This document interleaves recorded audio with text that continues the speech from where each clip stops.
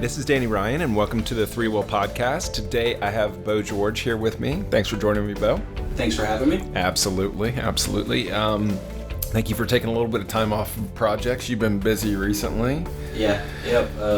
2 or 3 projects going at the same time. Oh, that keeps you out of trouble. Yeah. My goodness. That's tough to be on multiple projects. Yeah, because you always want to give your all to all your customers, and sometimes when you're balancing the two, you got to choose when to fight the battles and, Yep. and all that stuff. So. Yep. Well, cool. Thank you for coming in here. And I know today we wanted to focus in on managed metadata. Yes. Managed metadata. So what is, you know me, I used to be technical. I'm not technical anymore. But maybe for someone who's needs a little bit of a primer on this, what is managed metadata? Okay. Yeah. It's so it's a service, within SharePoint you have a bunch of service applications. Search is a service application. User profile is. Managed metadata just happens to be another service that's available. Okay. Some customers use it more than others, and I thought it would be kind of fun to talk about because I haven't heard much talk of it in our podcast. So there's plenty of stuff on the web, but I thought a couple of recent projects I've used it on, and I really kind of like what value it adds to the project, so I thought we would talk about it. Very cool. Very cool. So you've used it on a couple of recent projects then. Yep.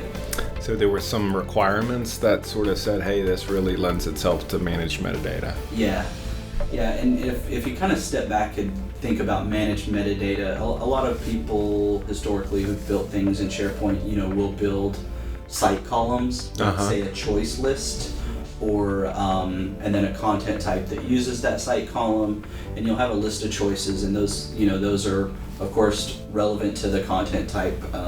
I was trying to think of a good way to explain this that would make sense, and so I was thinking about, as a technical person, we always use auto manufacturers, and say you've got a truck and a car, and then within cars you've got the manufacturers, you've got Toyota, Lexus, and so on. Yep. And then within Toyota you've got the different types of cars, you've got a Camry, and so on. So that is it's a hierarchy of things, but also at the same time you've got trucks, and so when they've selected truck, you want them to only be able to pick trucks, or when they've selected car, only cars. Yeah. Or further down, if they've only selected Toyota, well, you only want them to pick within Toyota.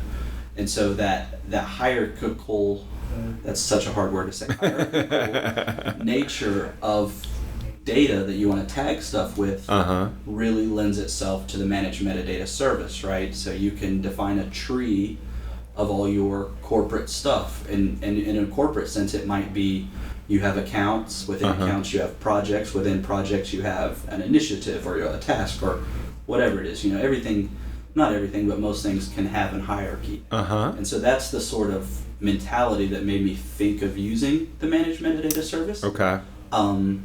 Once you put your data into the managed metadata service, and in a little bit I'll talk about ways to get it in there, but once you put it in there, then you can expose it in site columns for use in different ways. And what I really like about the relationship between the two, between the term set that you define in managed metadata service. So in our car sense, you might have a automotive term set, and then the whole tree of all that stuff I talked about in there.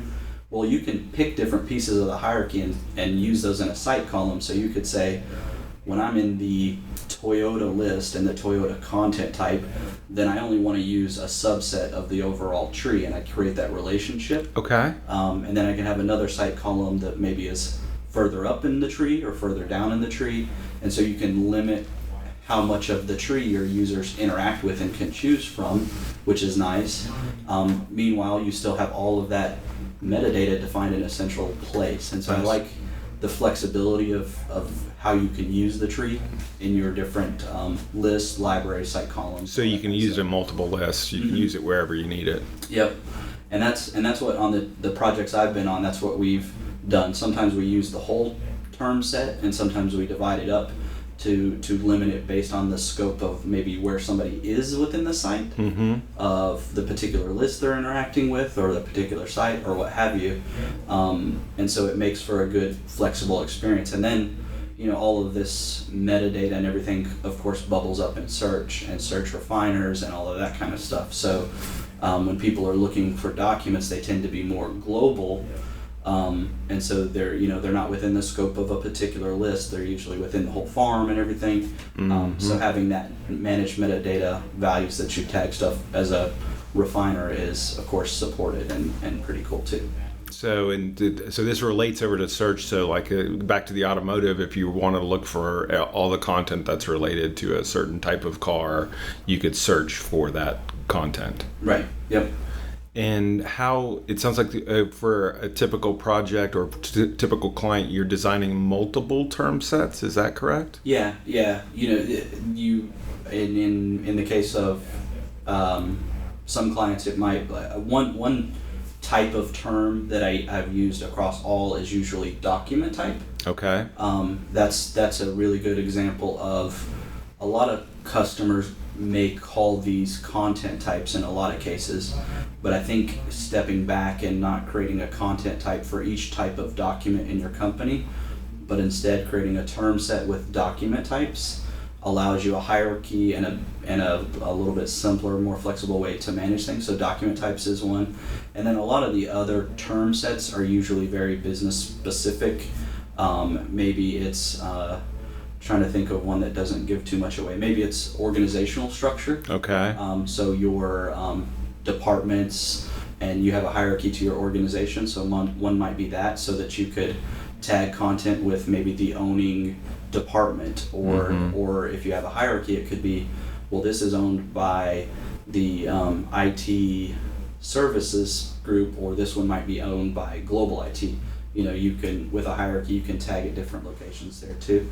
Is there typically industry specific term sets, so something that has to do with whatever industry the client's in? You can have those as well and import them. And that's the other thing that's awesome about term sets, is there's a really easy way to import a term set. Oh, okay. It's just a CSV file.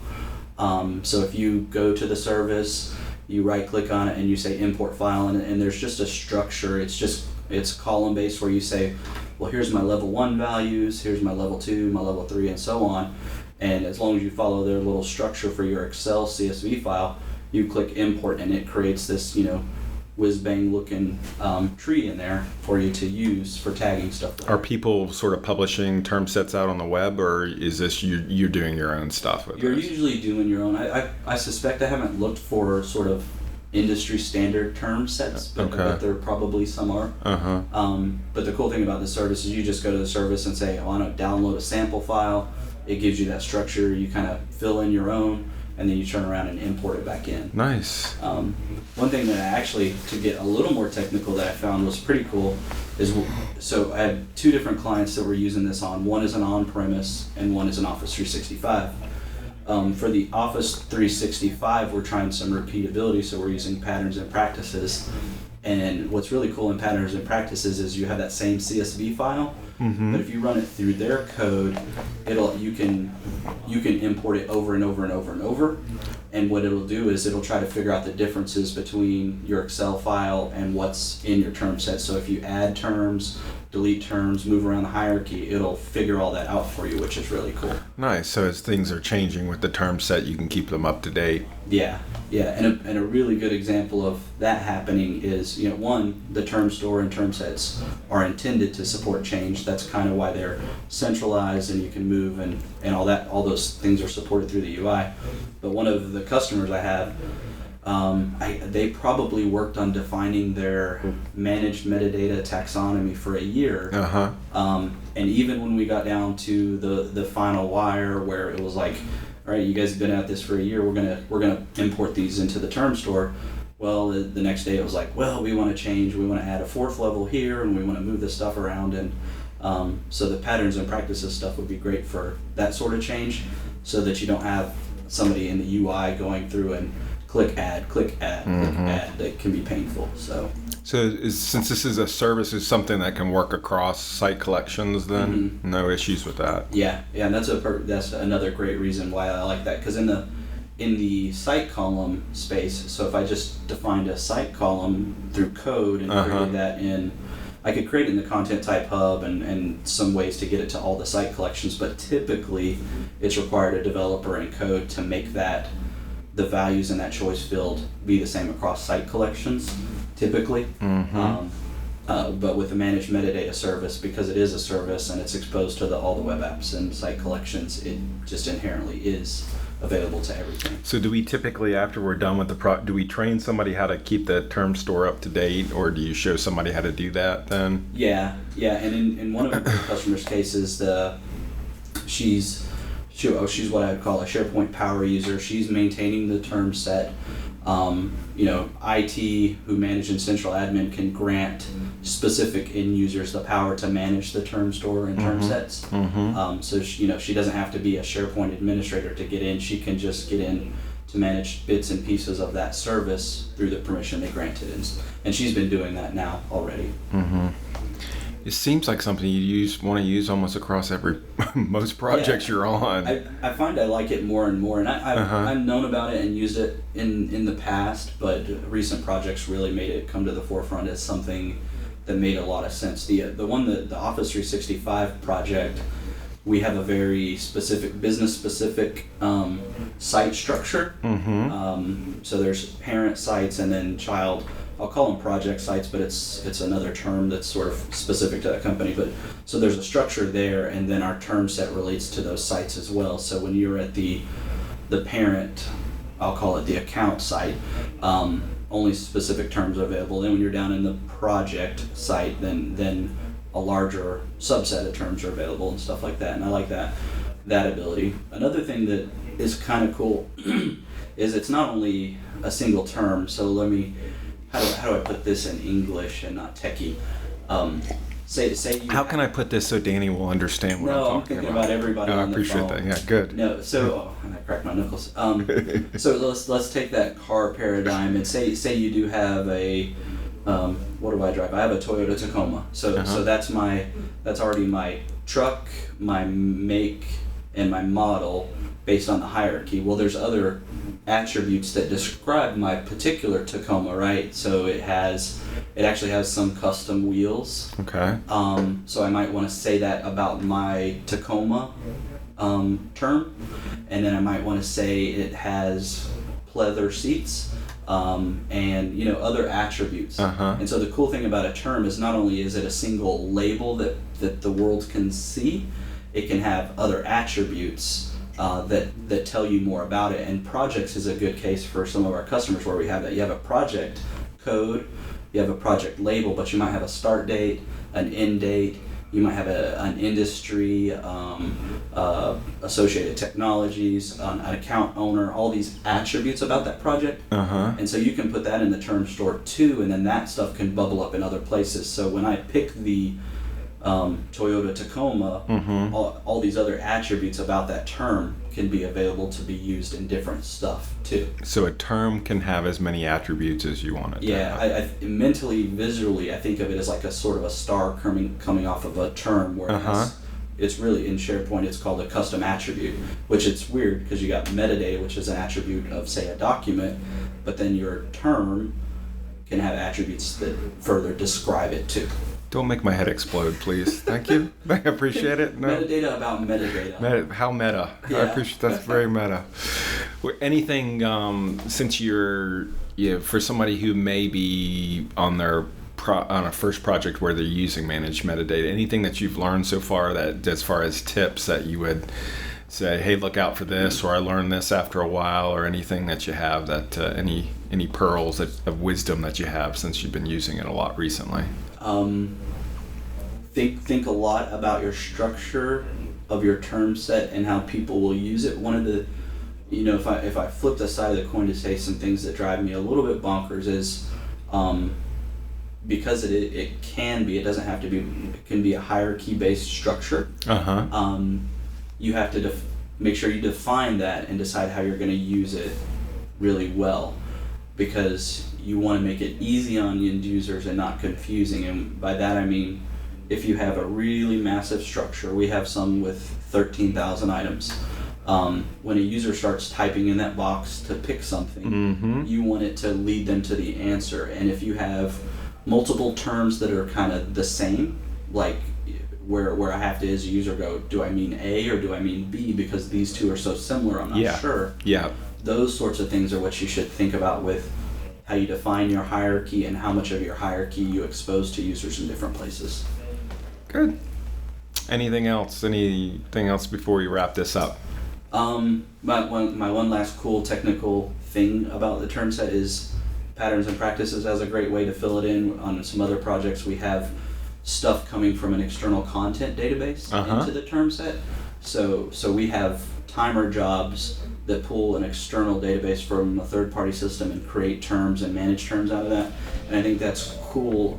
At the time we were debating external content types or term sets, and in our case, I didn't like external content types and stuff like that for this solution. So this is, in the end, when you make it native to SharePoint, which external content isn't quite native, I think we've gotten more functionality of that. So consider, a simple timer job can populate your term store and term sets from some other database. So some other system is actually the thing that once it gets updated, that'll update your term set. The other system is actually what owns the data and the terms, and we're just figuring out how to create the term set from it.